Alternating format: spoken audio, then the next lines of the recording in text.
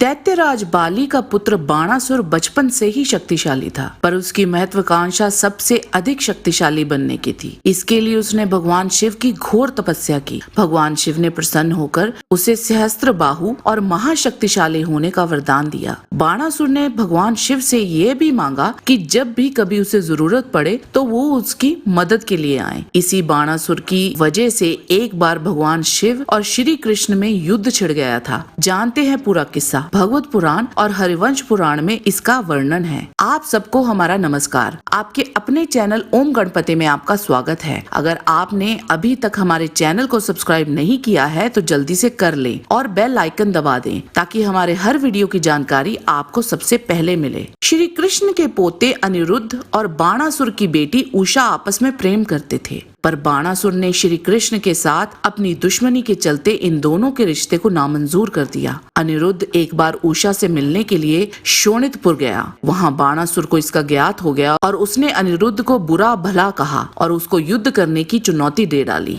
अनिरुद्ध के पास युद्ध करने के सिवा और कोई चारा नहीं था। अनिरुद्ध और बाणासुर के बीच युद्ध छिड़ गया। अनिरुद्ध ने बड़ी ही बहादुरी से युद्ध लड़ा और वो बाणासुर पे हावी भी हो गया था। वो बाणासुर को परास्त ही करने वाला था, पर तभी बाणासुर ने अपनी माया शक्ति का उपयोग किया और अनिरुद्ध को बंदी बनाकर उसे कारागार में डाल दिया। जब श्री कृष्ण को इस बात का ज्ञात हुआ तो वो अति क्रोधित हुए। अपना शारंग धनुष उठा उन्होंने शोणितपुर जाने का निर्णय लिया। बलराम और प्रद्युम्न भी उनके साथ हो लिए। तीनों गरुड़ पर सवार हो शोणितपुर की तरफ उड़ चले। बाणासुर ने जब श्री कृष्ण को आते हुए देखा तो उसने भगवान से प्रार्थना की कि श्री कृष्ण से उनका युद्ध होने वाला है और मेरी सहायता कीजिए। जैसा कि हमने बताया था, बाणासुर ने भगवान शिव से वरदान लिया था कि वो किसी भी विकट स्थिति में उसकी और उसके राज्य की रक्षा करेंगे। श्री कृष्ण और उनकी सेना ने बाणासुर के राज्य के सामने डेरा डाल लिया। बाणासुर भी वहां आ गया और वहां युद्ध छिड़ गया। भगवान शिव ने अपने कई भूत प्रेत गण पिशाच श्री कृष्ण को पकड़ने के लिए भेजे, पर उन सबको तीरों की वर्षा कर श्री कृष्ण ने भगा दिया। उनको ऐसे परास्त हुए भागते देख भगवान शिव ने अपने पुत्र कार्तिकेय को श्री कृष्ण को वश में करने के लिए भेजा। मोर पे सवार कार्तिकेय ने श्री कृष्ण, बलराम और प्रद्युम्न पे हमला बोल दिया। गरुड़ ने जब कार्तिकेय की सवारी मोर को बुरी तरह से घायल कर दिया तो डर के मारे वो कार्तिकेय जी को छोड़कर वहां से भाग गया। गरुड़ के इस कार्य से कार्तिकेय क्रोधित हो उठे और उन्होंने अपना भाला गरुड़ की ओर चला दिया, पर उसको बीच हवा में ही प्रद्युम्न ने नष्ट कर दिया। कार्तिकेय और प्रद्युम्न का युद्ध शुरू हो गया। काफी देर तक वह एक दूसरे पर तीर चलाते रहे। लंबे समय तक चली उन दोनों की मुठभेड़ के बाद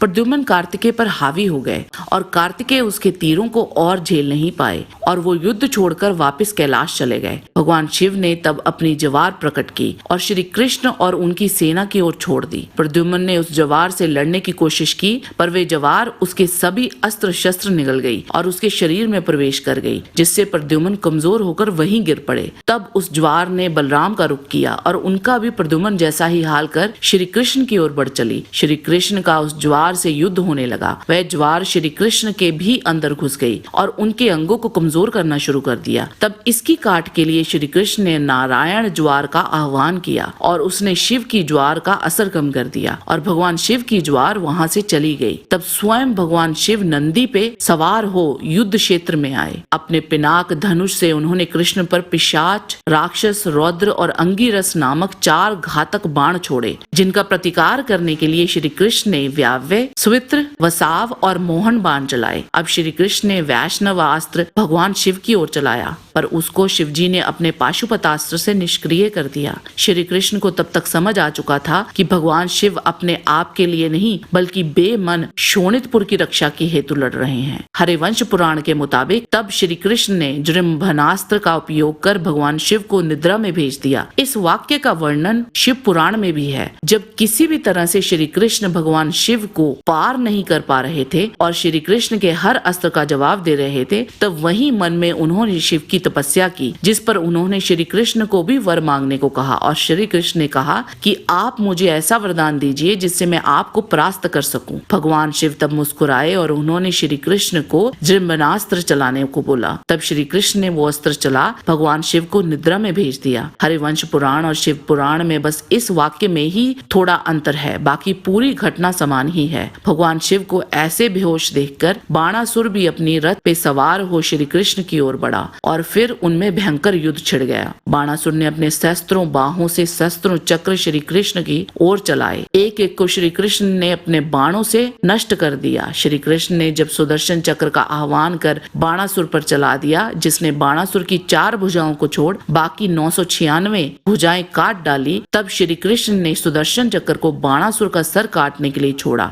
तब तक भगवान शिव निद्रा से बाहर आ चुके थे और उन्होंने उसको रोक दिया और श्री कृष्ण से बाणासुर को क्षमा कर देने का आग्रह किया। तब भगवान शिव और श्री कृष्ण ने एक दूसरे को गले से लगाया और युद्ध की समाप्ति की घोषणा की। श्री कृष्ण ने तब आदर सहित भगवान शिव को प्रणाम किया। बाणासुर ने भी अनिरुद्ध को रिहा कर दिया और अपनी बेटी की शादी अनिरुद्ध से करने को तैयार हो गया और इस तरह बाणासुर का घमंड भी चूर चूर हो गया। उस ज्वार के असर से प्रद्युम्न और बलराम अभी भी बेहोश पड़े थे। तब श्री कृष्ण ने कुछ मंत्रों का उच्चारण किया और उन दोनों का उपचार किया और दोनों को लेकर श्री कृष्ण द्वारका लौट गए। इस युद्ध में इन दोनों में किसी की भी हार या जीत नहीं हुई, बल्कि धर्म ने अधर्म को परास्त किया था। बाणासुर का शक्तिशाली होने का घमंड तोड़ना अति आवश्यक था। शिव और विष्णु जी कभी भी एक दूसरे को अलग रख के नहीं देखते, दोनों एक दूसरे को अपना आराध्य मानते हैं। हम महाभारत के ही द्रोण पर्व और भीष्म पर्व को पढ़ें तो उसमें कई बार इन दोनों देवों ने हमेशा कहा है कि हम एक ही हैं। महाभारत में भी श्री कृष्ण और भगवान का रिश्ता एक भक्त और भगवान की तरह ही है। श्री कृष्ण स्वयं कहते हैं कि शिव अविनाशी और सर्वशक्तिमान है। इसी महाकाव्य में भगवान शिव भी भगवान विष्णु अवतार श्री कृष्ण की कई बार प्रशंसा करते हैं। आज के वीडियो में बस इतना ही। जाने से पहले लाइक बटन जरूर दबा दीजिए और वीडियो अच्छा लगा है तो शेयर कीजिए। आपसे फिर मिलते हैं एक नए रोचक वीडियो के साथ। तब तक के लिए आप सबको हमारी शुभकामना।